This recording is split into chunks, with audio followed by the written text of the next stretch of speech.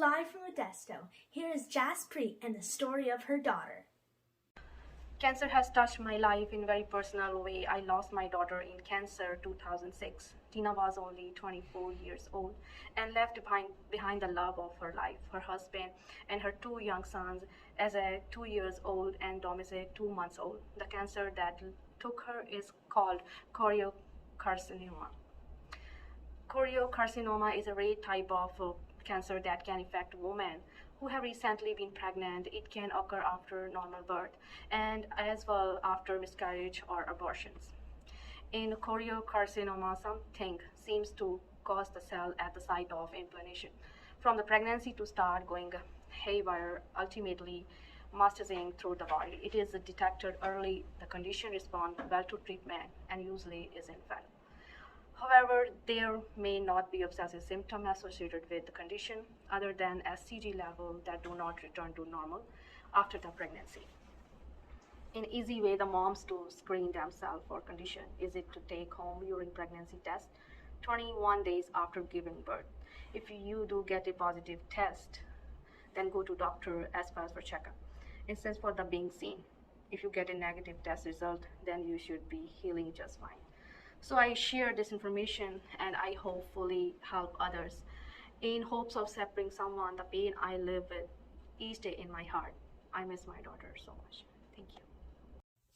More from our news anchor Adape. Tina's story, May 18, 2006. Tina passed out without explanation. She was transferred by ambulance to the hospital and was unconscious for over 6 hours. From there, she was med-flighted to Stanford. Stanford sent Tina home on Sunday the 21st without doing any tests determining the cause of her collapse. The only explanation they gave us was an opinion. They told us she suffered from conversion disorder, meaning basically her brain did not know how to handle stress, and in their opinions, she needed counseling. Tina's husband, parents, and family knew that this was not the right diagnosis.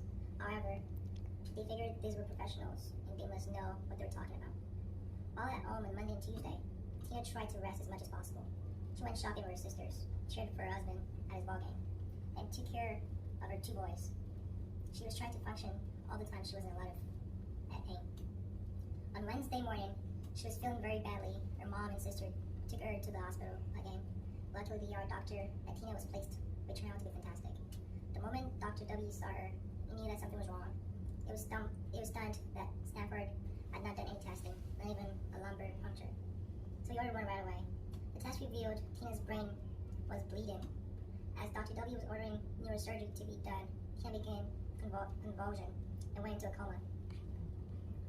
The pressure changed in her spinal column and caused a change of pressure in her brain and thus caused further bleeding. Tina was immediately moved to the ICU. She showed signs of improvement on Thursday morning in response to the neurologist test. However, later that day, her brain began to swell some more, and she slipped further into her coma. On Friday evening, 2 different neurologists performed several tests to determine the condition of her brain. On Friday, May 26th, her family was told she was completely brain dead. Tina was kept on life support so her organs could be donated, as this was her wish. At this point, her family did not know the cause of her death, other than knowing she had a large aneurysm. The family received their answer when the organ donation center called on Saturday morning to tell her that Tina's organs could not be used because she had cancer. While trying to deal with the shock, the family was informed that Tina had suffered from a very rare form of cancer that started forming in the uterus after a miscarriage, abortion, or live birth. It happened to any woman at any age. So what happened?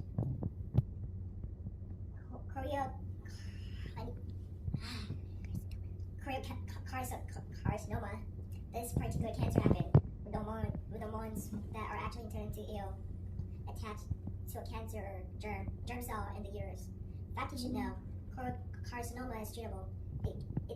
It gives a false pregnancy test results and raise your HCG levels. Human chorionic gonadotropin about 15 to 20 days after you have a baby. Through any method, your HCG levels should be back to normal, showing a negative reading of the pregnancy test. If the cancer is caught early enough, you have a high chance of survival. This cancer responds very well to chemo. And now from our scientific professional, my mom. Choriocarcinoma is a rare, aggressive neoplastic type of trophoblastic disease. The two major types of choriocarcinoma are gestational and non-gestational, and they have very different pathophysiology and prognosis. Choriocarcinoma predominantly occurs in women but can also occur in men, usually as part of a mixed germ cell tumor. Choriocarcinoma develops from an abnormal trophoblastic population undergoing hyperplasia and anaplasia, most frequently following a molar pregnancy. There are two forms of choriocarcinoma, gestational and non-gestational. Gestational choriocarcinoma arises from a hydatiform mole, normal pregnancy, or most commonly, spontaneous abortion. Non-gestational choriocarcinoma forms in males or females in the gonads or midline structures with pluripotent germ cells.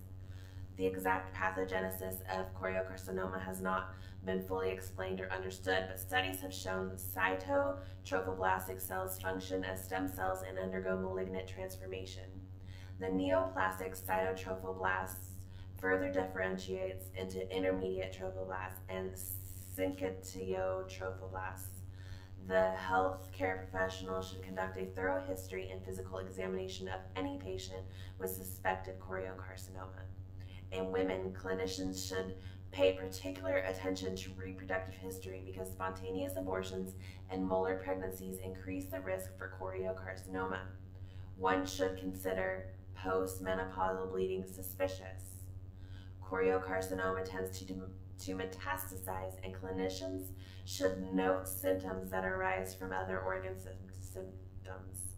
For example, hemoptysis or gastrointestinal bleeding. Due to elevations in HCG levels, patients can present with abnormal uterine bleeding, gynecomastia in men, or hyperthyroidism. Males can present with symptoms of metastatic disease, often hemoptysis, but the liver, GI tract, and brain are also frequently involved. A low risk and stage 1 to 3 choriocarcinoma can be treated with a single agent, either methotrexate or actinomycin D chemotherapy. High risk and stage 2 to 4 disease are treated with multi-agent chemotherapy, adjuvant radiation, and surgery, following treatment and HCG normalization.